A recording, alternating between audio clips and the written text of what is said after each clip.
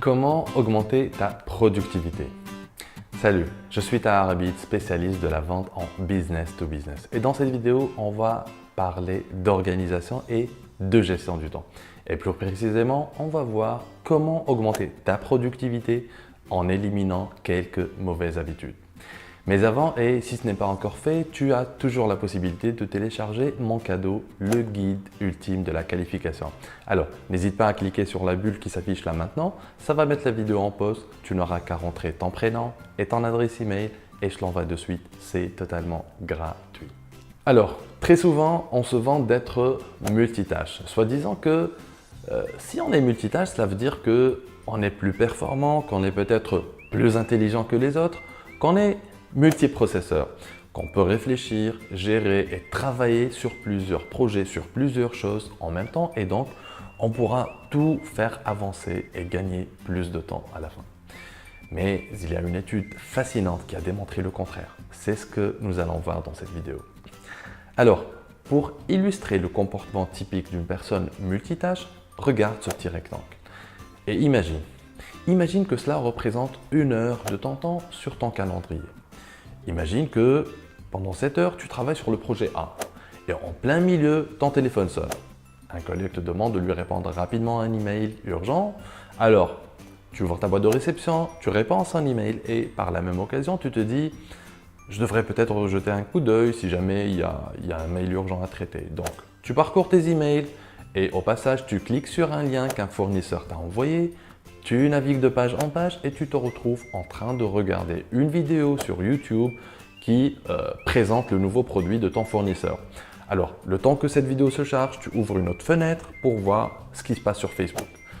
Tu trouves alors dans ton fil d'actualité une nouvelle d'un ami qui vient d'avoir un enfant. C'est trop mignon. Donc, tu commentes, tu envoies plein de cœurs, plein de pouces et ensuite, tu vérifies ce qui se passe sur LinkedIn. Et tu tombes sur un post d'un client important qui annonce sa nomination à la tête du conseil d'administration de son groupe. Alors, tu le félicites directement sur son profil en faisant attention à ne pas faire de faute d'orthographe et de sorte que ton commentaire soit le plus intelligent et le plus lent de tous les autres qui sont tes concurrents. C'est normal, c'est un client important. Tu te rappelles alors que la vidéo est en train de se charger, tu reviens sur la vidéo, donc tu commences la lecture, mais après tu te souviens que tu es en train de travailler sur le projet A. Donc tu mets en pause la vidéo et tu reviens sur ton projet. Bien sûr, on peut aller encore plus loin avec d'autres distractions, c'est juste un petit exemple et je suis vraiment conservateur en ce qui concerne le nombre de distractions que tu peux rencontrer pendant ne serait-ce qu'1 heure de ton temps. Facebook, Instagram, Twitter, LinkedIn, SMS, téléphone, notifications sur ton smartphone, flash info, messagerie instantanée, ton compte bancaire, email, messagerie vocale, etc., etc., etc. Ce que nous venons de voir ici, ça s'appelle le context switching. C'est la perte de temps causée par le multitâche ou bien par le fait de switcher ton attention d'une activité A à une activité B, puis de revenir à l'activité A. Ce phénomène, il est tout à fait naturel parce que notre cerveau, il doit s'ajuster et il doit s'adapter entre ce où tu en étais dans ton projet A et ce que tu es en train de faire dans ton projet B. Et ça te coûte beaucoup d'argent. Il y a une étude qui a été faite par Gerald Weinberg, un scientifique qui vient du monde du software et qui a démontré que le temps perdu dans le context switching, c'est-à-dire le fait de se balader entre plusieurs projets, de changer ton focus entre plusieurs activités, est estimé à, tiens-toi bien, 20% de ton temps. Alors, si tu travailles sur un seul projet, tu as 100% de ton temps qui sont alloués à ce projet. Ça, il n'y a pas photo, c'est élémentaire. Mais maintenant, si tu travailles sur 2 projets, alors logiquement, tu devrais avoir 50% sur le projet A et 50% sur le projet B. Donc 100% divisé par 2, ça fait 50, c'est normal. Mais réellement, tu n'as pas 50%, tu n'as que 40% de ton temps, car tu perds 20% de ton temps au profit du context switching lorsque tu switches ton attention et ton focus du projet A au projet B et après tu reviens au projet A. Et ça, c'est un temps totalement perdu. Et c'est un temps qui est nécessaire. C'est le temps nécessaire à ton cerveau pour se recalibrer et se reconcentrer sur le projet A après avoir switché vers le projet B.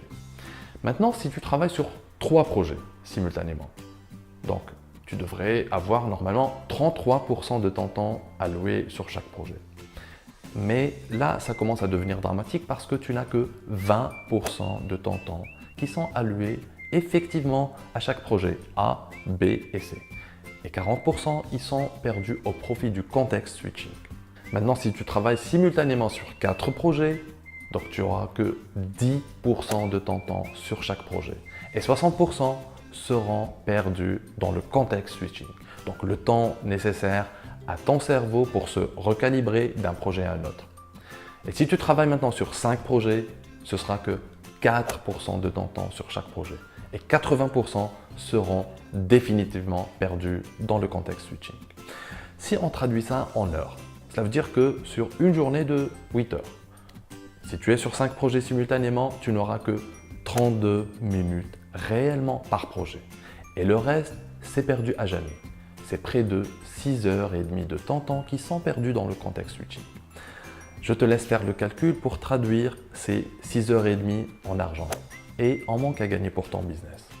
Donc si tu es typiquement un entrepreneur et que ton entreprise développe par exemple des applications web, si tu switches entre suivre l'avancement de ton équipe technique qui est en train de mettre à jour le site web d'un client, la finalisation d'une présentation PowerPoint pour un prospect que tu vas rencontrer la semaine prochaine, l'élaboration de ton dossier de participation à un appel d'offres qui doit sortir dans 2 jours, la réponse à tes emails urgents toujours, la relance téléphonique de tes prospects chauds, tu vas perdre 80% de ton temps dans le context switching.